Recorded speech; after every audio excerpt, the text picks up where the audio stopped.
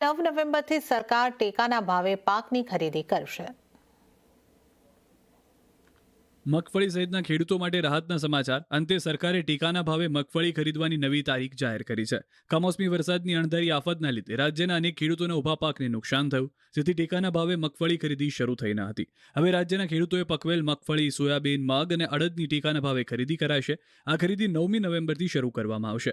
ગુજરાતમાં 9.32 લાખથી વધુની ખેડૂતોએ મગફળીના વેચાણ માટે રજીસ્ટ્રેશન કરાવ્યું છે। સરકાર દ્વારા મગફળીનો મણનો ટેકાનો ભાવ 1400 રૂપિયા જાહેર કરાયો છે। આ અંગે કૃષિ મંત્રી જીતુ વાઘાણીએ જાહેરાત કરી કે ખેડૂત દીઠ 125 મણ મગફળીની ખરીદી કરાશે। જરૂર જણાશે તો વધુ કેન્દ્રો ખોલાશે। ટેકાના ભાવમાં પ્રતિ ક્વિન્ટલ 480 રૂપિયાનો વધારો કરાયો। બીજી તરફ પાક નુકસાનીનું સહાય પેકેજ ટૂંક સમયમાં જાહેર કરવાની પણ વાઘાણીએ ખાતરી આપી। રાજ્યમાં 42 લાખ હેક્ટરથી વધુ વિસ્તારમાં પાક નુકસાન થયું હોવાનો દાવો કર્યો। 16,000 ગામોમાં કમોસમી વરસાદથી નુકસાન થયું। લગભગ 42 લાખ હેક્ટરથી પણ વધારેમાં 16,000 ગામથી પણ વધારે ગામોમાં પ્રાથમિક અંદાજ મુજબ નુકસાન એ ખૂબ મોટા પ્રમાણમાં થયું છે અને એનો અહેવાલ પણ રાજ્ય સરકારમાં છે। ત્યારે જ ખેડૂતોનું દેવું માફ કરવાની માંગ સાથે ગીર સોમનાથથી કોંગ્રેસની ખેડૂત આક્રોશ યાત્રાનો પ્રારંભ। ગુજરાતમાં કમોસમી વરસાદના કહેરથી પાક નિષ્ફળ જવાથી કંટાળેલા ખેડૂતની પીડાને વાચા આપવા માટે કોંગ્રેસે ગીર સોમનાથના વેરાવળ સોમનાથથી ખેડૂત આક્રોશ યાત્રાનો પ્રારંભ કર્યો। પ્રદેશ કોંગ્રેસ પ્રમુખ અમિત ચાવડાએ કોંગ્રેસની આક્રોશ યાત્રાને પ્રસ્થાન કરાવ્યું। યાત્રાના પ્રારંભિક કાર્યક્રમમાં સ્થાનિક કોંગ્રેસના નેતાઓ, કાર્યકરો અને મોટી સંખ્યામાં ખેડૂતો ઉત્સાહભેર જોડાયા। જય જવાન જય કિસાનના નારા સાથે મોટી સંખ્યામાં કોંગ્રેસના નેતાઓ અને ખેડૂતો ટ્રેક્ટર સાથે નીકળ્યા। આ યાત્રા ગીર સોમનાથથી શરૂ થઈને સૌરાષ્ટ્રના કુલ 11 જેટલા મુખ્ય જિલ્લા જૂનાગઢ, અમરેલી, ભાવનગર, બોટાદ, સુરેન્દ્રનગર, મોરબી, રાજકોટ, જામનગર, પોરબંદરનો પ્રવાસ કરશે અને અંતે દ્વારકામાં તેનું સમાપન થશે। 13 નવેમ્બર સુધી યાત્રા ચાલશે। કુલ 900 કિલોમીટરનું અંતર કાપશે। ઠેર ઠેર ખેડૂતોની કફોડી પરિસ્થિતિ સામે જ અવાજ ઉઠાવશે। આ યાત્રા દરમિયાન ટેકાના ભાવે તમામ પાકની ખરીદી તાત્કાલિક શરૂ કરવી, નુકસાનગ્રસ્ત ખેડૂતો માટે વિશેષ રાહત પેકેજની જાહેરાત કરવી, ખોટી જમીન માપણી રદ કરવી, ગુણવત્તાયુક્ત બિયારણ અને ખાતરની ઉપલબ્ધિ સુનિશ્ચિત કરવી, દેવા માફી કરવા સહિતની માંગણીઓ કરશે। આ તો શરૂઆત કરી છે અને અમારી સ્પષ્ટ માંગણી સરકાર પાસે વારંવાર રહી છે કે આ તકલીફના સમયમાં જે ખેડૂત આર્થિક રીતે પાયમાલ થયો છે એના સંપૂર્ણ દેવા માફ થવા જોઈએ અને સાથે સાથે જ્યાં તકલીફનો સમય છે અને વારંવાર આવું થાય છે ત્યારે પાક વીમા યોજના સરકારે પોતે તાત્કાલિક શરૂ કરવી જોઈએ।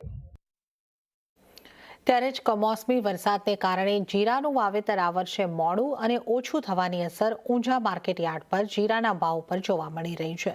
ઊંઝા માર્કેટ યાર્ડમાં 20 કિલોના ₹300 કરતાં વધુનો વધારો નોંધાયો છે અને હાલમાં ભાવ ₹3,800ની આસપાસ ચાલી રહ્યા છે। વેપારીઓનું અનુમાન છે કે જો વાતાવરણ હજુ પણ ખરાબ રહેશે તો ભાવમાં થોડો વધારો થઈ શકે છે, નહીં તો આ ભાવ સ્થિર રહેશે। હાલમાં ઊંઝા યાર્ડમાં જીરાની દૈનિક આવક 13,000થી લઈને 14,000 બોરીની નોંધાઈ રહી છે। વરસાદના કારણે જીરાનો ક્રોપ તો લેટ થશે થોડો। કાઠિયાવાડ છે, અહીંયા કચ્છ છે, એટલે એ વાવેતર થોડું લેટ થશે અને વાવેતરમાં પણ થોડું ઓછું થયું લાગે છે વરસાદના કારણે, ભેજવાળા વાતાવરણના કારણે। અને હાલ એવું લાગે છે કે હાલ બી વાતાવરણ ખુલી ગયું છે। વાતાવરણ ખુલ્લું રહે તો પછી આ ભાવ સ્ટડી રહે છે અને વાતાવરણમાં થોડો બગાડ આવે પાછો તો 5-10 રૂપિયાની તેજી આવે। જીરુમાં જે વાવેતર થવાનું છે એમાં લગભગ 20% જેટલો ઘટાડો થાય એવી સંભાવના છે અને આ પરિસ્થિતિના લીધે જે જીરામાં ભાવ ઘટી અને 3400-3500 રૂપિયા મણની આજુબાજુ થયા હતા એમાં 300થી 350 રૂપિયા જેટલો વધારો થયો છે। ત્યારે જ ગાંધીનગરના દહેગામમાં કમોસમી કહેરથી 60% મગફળી, 40% ડાંગરના પાકને નુકસાન। 1.5 લાખ નુકસાન હશે અને મગફળીનો પાક હતો। 60 ગુંઠા જમીનમાં ડોગરનો પાક હતો અને નુકસાન થયું છે। 6 વીઘા ફેલ રહેલી છે ડોગર। ગાંધીનગર જિલ્લાના દહેગામ કનીપુર પંથકમાં કમોસમી વરસાદથી ખેડૂતોને મોટા પાયે નુકસાની વેઠવાનો વારો આવ્યો। કનીપુર ગામના ખેડૂતોની આશા પર પાણી ફરી વળ્યા છે। મગફળી, ડાંગર, કપાસ જેવા પાકને વ્યાપક નુકસાન થયું છે। ખેતરોમાં પાણી ભરાઈ જતા પાક જમીનદોસ્ત થઈ ગયો છે। ખેડૂતોની મહિનાઓની મહેનત અને રોકાણ વરસાદી પાણીમાં વહી ગયા।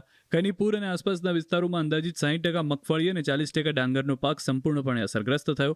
કપાસના પાકમાં પણ પાંદડા સડી જતા ઉપજમાં ભારે ઘટાડાની શક્યતા છે।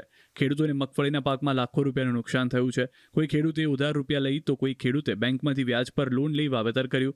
માવઠું થતાં ખેડૂતોનો પાક નાશ પામ્યો અને આર્થિક નુકસાન વેઠવાનો વારો આવ્યો। લોનના હપ્તા ભરવા પણ મુશ્કેલ થઈ ગયા। ખેડૂતોએ સરકાર પાસે વળતરની માંગ કરી, સાથે લોનની મુદત લંબાવવા અને દેવા માફીની પણ માંગ કરી।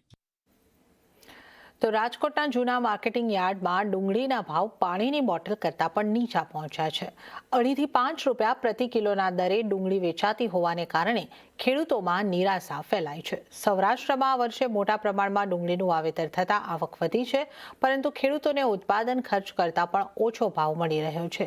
1 વીઘા દીઠ માત્ર 10 થી 15 હજારની આવક સામે 18 થી 20 હજારનો ખર્ચ થતાં ખેડૂતોની સ્થિતિ કફોડી બની છે. શું તકલીફ પર કેવી વ્યથા છે? એક તો 2.5 રૂપિયા કિલો એટલે અમારે કોઈ જાતના પૈસા થતા નથી ખેડૂતની અત્યારે પોઝિશન બહુ નબળી છે. આમાં જો ઉત્પાદન અત્યારે 150 મણનું આવ્યું, આ 125-30 રૂપિયા એટલે તમે હિસાબ કરવા જાવ એટલે 5-6 રૂપિયા ડુંગળી કિલો વેચાય છે, બરોબર. અત્યારે અમારે ખર્ચાના નથી થતા. અત્યારે 2.5 રૂપિયા કિલો થાય સાહેબ, તમે હિસાબ કરો એટલે અત્યારે અમારે ખર્ચાના કરવાના હતા. ખેડૂતની પોઝિશન બહુ ખરાબ છે અત્યારે. પાડીને અમારે ખર્ચાના અત્યારે સાહેબ નથી થતા, આવી પોઝિશનમાં છે. રોટાવેટર મારી દેવું હોય અત્યારે, અને અમે અત્યારે શિયાળુ પાક છે કાંઈક વાવી દઈ તો ઘઉં તે ગમે જીરું તે ગમે એ તો થઈ જાય. આને ઊભી રાખીને હવે કરવાનું શું?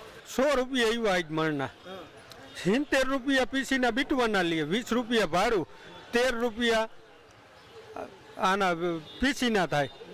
એટલે ખેડૂતમાં કાંઈ વધે નહીં. કમાતું હોય તો વેપારીને બધા કમાય, ખેડૂતને કાંઈ નથી. 4 મહિના મહેનત કરી હોય, અહીંયા છોકરાના બધાના ખર્ચા હોય, છોકરાઓનો પૈણાવાના લગ્નના નાન તેને. હવે અત્યારે 1 રૂપિયો વધે નહીં, સાહેબ ક્રોધ ન આવે શું કરી? આ સરકારને અમે કહી કે સરકાર તમે આમાં કાંઈક થોડુંક ધ્યાન દઈએ. તો